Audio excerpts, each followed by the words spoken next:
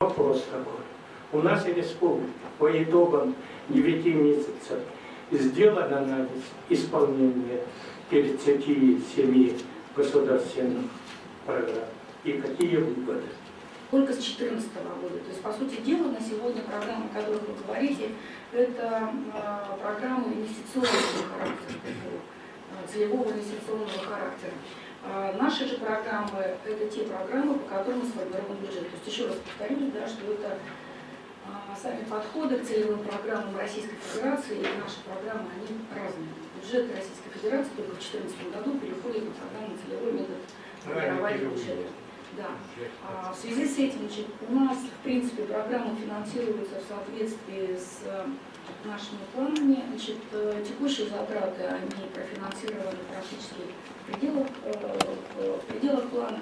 Инвестиционные расходы, которые мы запланировали, у нас существует определенное отставание, но это прежде всего связано с поздним финансированием за счет средств федерального бюджета, поздним подписанием соглашений с федеральными органами исполнительной власти, ну и, соответственно, поступлением средств. Мы предполагаем, что по итогам года у нас, к сожалению, пока по-прежнему будут не доосвоение тех средств, которые мы получим из федерального бюджета, но связано будет с тем, что